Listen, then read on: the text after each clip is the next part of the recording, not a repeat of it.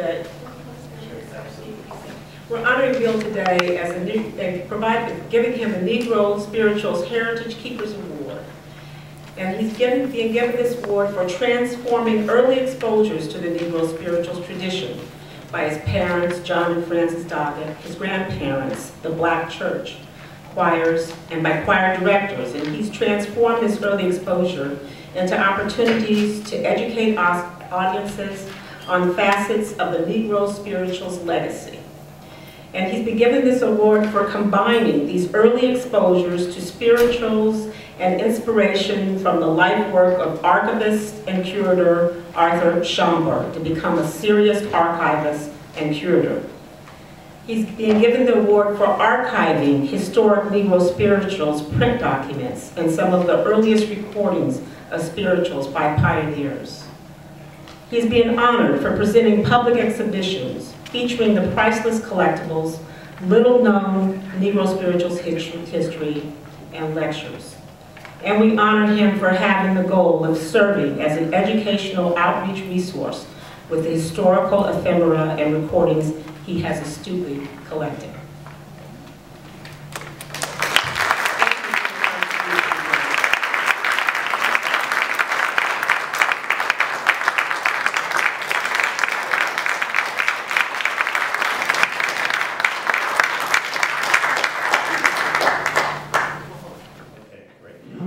So, I want to first thank, of course, Lamont and Sam and the Friends of the Negro Spirituals. But I have a couple of other people I want to thank too.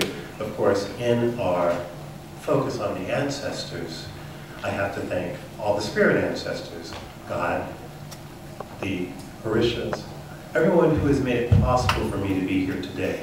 I also thank my parents, my late parents, Reverend John Nelson Doggett Jr., and Frances Brown Doggett, for giving me the opportunity to have the love of not only the Negro spiritual, but the love of our history, and to have that imparted and to be the youngest of the family to make sure that all of that goes forward. And then, of course, and certainly last but not least, I have to thank San Francisco Public Library, specifically the Exhibitions Department and the African American Center. That's Stewart Shaw, that's Everett Erlandson, that's Ann Carroll, the graphics, and that's Maureen Russell. Without them, I would not have had the opportunity to do so much of the work that I've become very well known for. That started right here at San Francisco Main Public Library. So to begin with this image that I have, that you're looking at up here, so the art of exhibitions curation is, in fact, the art of storytelling, sourced from the legacy of West African story griots, storytellers, were important members of African communities who passed on the histories of their people and culture through oral history. I was born into a family steeped in music, history, and a love for the interconnection of music and history, a family steeped in storytelling. This picture is from 1960. It's in Los Angeles. It's our entire family. It's, I would have to say, bookmarked, bookended by the Doggett brothers, my father, the late Reverend John N. Doggett Jr., who at that time was the treasurer or director of development for the Western Christian Leadership Conference, and responsible for all the Freedom Rider fundraising and all the freedom rallies in the early years of the civil rights movement in Los Angeles. And then on the other end, the other gentleman with the dapper, looking like Jelly Roll Morton forward, that's the well-known Bill Doggett of Honky Tonk. That's my uncle. That's after whom I'm named. And so this is our entire family picture. But going on, from my parents came this great appreciation and love of Negro spirituals and the understanding of the powerful use of stories through songs, our stories through song, as vehicles for social justice. From my mother, Frances, the second, next to my father, that's my mother, Frances. From my mother, I learned about Marian Anderson and the legendary early civil rights movement quality of her Easter Sunday 1939 Lincoln Memorial Concert. My parents co-presented the legendary black tenor Roland Hayes in a sold-out concert, recital, excuse me, in Pasadena on April 1st, 1951. This is a photograph of my parents at a very VIP event in 1961 in Los Angeles. My father, as I said again, was West Coast, very important West Coast person for SCLC, and that's, of course, a very young Dr. Martin Luther King. Next image is this recital that I'm referring to. It's from April 1st, 1951, co-sponsored by Reverend John N. Doggett Jr., pastor of Scott United Methodist Church, Pasadena. From this recital, which I had heard about, this is such a story, but I won't go into it in the interest of moving forward. This is the program. There's a story behind this program. This is the only known one. I had the opportunity as a curator and a collector to find it and to share it with my parents, since it was legend and lore in my family about this concert that was given by, or that was, if you will, partially underwritten by them, 4 years before I was born. So, from them, my parents had learned about Paul Robeson and Peekskill, 1949. Paul Robeson and the P-Charge, Canada Concerts in 1952. You can Google all of that because there's a whole panel discussion behind what all of those two specific concerts, Peekskill and the P-Charge Canada Concerts in 1950, meant. So, how did all this begin? It began as a chore as a child. So when I was a little boy, 5, 6, my mom gave me a chore, a weekend chore, of disposing of the volumes of newspapers. That's the Los Angeles Times, that's the Herald Examiner, that's all the political journals, the NAACP political journals, magazines. And what I would do was, after I initially may have thrown them out, I simply decided, there's something about the sense of history that's going on in my life. I'm going to take these downstairs and I'm going to go through them in the basement. And I'm going to, as a 6 1/2, 7-year-old, put them in piles and decide, well, these are important to keep. I have this idea that these are important to keep, and these can go in the trash can.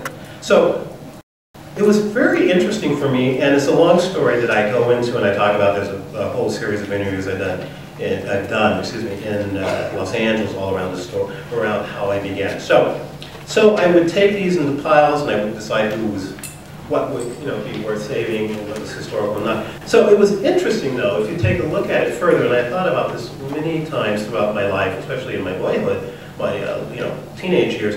How was it? How was a 6-year-old? How does a 7-year-old know to do this kind of work? It was as though a deceased curator or historian, or perhaps even just the ancestors, my ancestors, like Abby and Henry Clark, ex-slaves from Richmond, Virginia, who were two of the first board of directors of Richmond, Virginia's oldest African-American church, Sixth Mount Zion Baptist Church. So perhaps it's them. But going on, let's go on to the next slide. This is where it all begins. All begins in terms of my formation and my debut as an exhibitions curator. Here at the library, this is 2009. This is the exhibition on the 3rd floor, the African-American Concert Singer, 1963, and this ran from February to April 2009 with closing reception, co-hosted by the Bay Area Paul Robeson Centennial Committee, led by Bonnie Weiss, to mark on April 9th, 2009, the 111th anniversary birthday of Paul Robeson. I'm going to go through a couple of, this just gives you, I have on my website, which is simply www.BillDoggettProductions.com, virtual tours of all my exhibitions, so you can just go and check it out. My name is Bill Doggett, it's in the program, so just add www to it and productions.com and you can view anything that I've done. So this is another, we had Ann Carroll, the exhibitions department here, created some wonderful large format panels, hanging panels, and graced the 3rd floor for this wonderful spring period. Moving forward, this summer of 2009, San Francisco Opera, pouring in best, the Gershwin's pouring in best. I was very fortunate to be retained as guest curator by the Museum of Performance and Design and for San Francisco Opera, with special collaboration with the Ira and Leonore Gershwin Trust, who loaned the rarely seen silent film made during rehearsals before the opening on Broadway of Pouring in Best. That film has rarely ever been shown. I had the opportunity as a curator to be able to coordinate with these various different organizations to show that. It was a wonderful, wonderful exhibition. This is a detail of that. These are all items from my collection mostly. There are some images that are from the Gershwin Trust, in addition to the film. This is the backside of this. It's small. We use the space intensively. But this, as I said, there's much more. There's an entire virtual tour of this exhibition and what went behind it. We're very tech savvy, etc.